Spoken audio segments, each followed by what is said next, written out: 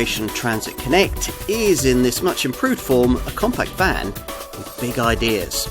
It costs as little to run as a smaller LCV, yet, if specified correctly, can swallow almost as large a load as a medium-sized model from the next class up. It'll take passengers as well as packages, deal with long loads in its stride, and look after your life with its clever Sync 3 telemetry. In short, if you were shopping in this segment, you'd have to consider it. If ever you needed proof that modern vans have become completely car-like in terms of the technology they use, then this improved version of the Mark II Transit Connect provides it. If you're prepared to pay extra, this van will park itself, stop itself to avoid an accident, and even find you a restaurant, a fuel station, or a parking space.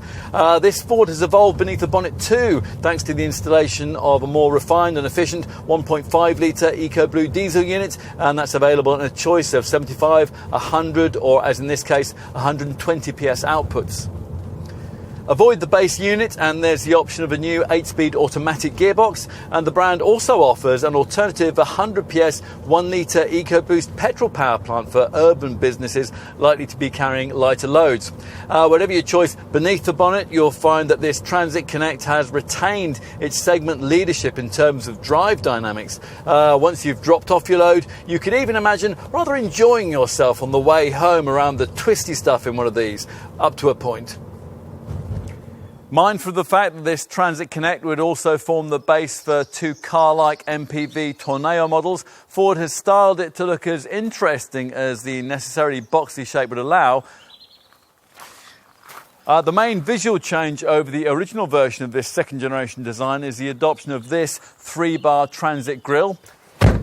Inside, if you happen to be familiar with the original version of this second generation model, you'll notice quite a few changes with this revised version.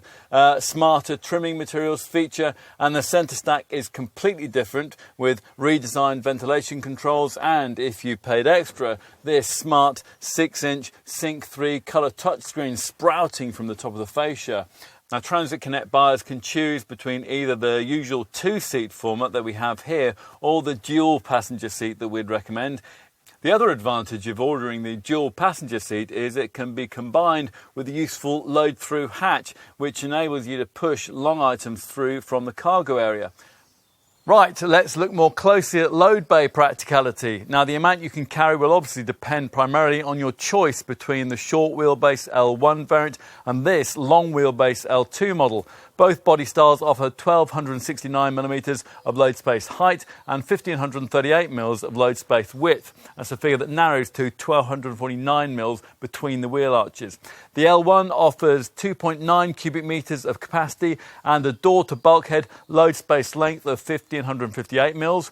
Thanks to an extra 400mm of body length, this L2 version offers 3.2 cubic metres of capacity and a door to bulkhead load space length of 1958mm, which means in an L2 you could accommodate 2 Euro pallets rather than the usual 1.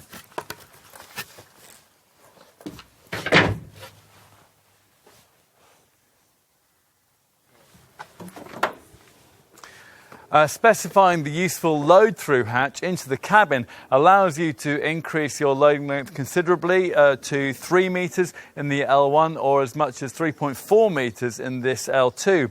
One sliding side door is standard, and in the L2 it's wide enough to allow you to load in a Euro pallet from the side. It was the Transit Connect that properly established the compact van segment, and it's this model line that has probably done most to further develop it too. What hasn't changed in 2 decades, though, is the class-leading drivability of this LCV. Add to that the fact that it's unbettered in its class in areas like in-cab infotainment and the availability of camera-driven safety provision, and you can see why it remains the segment sales leader in our market.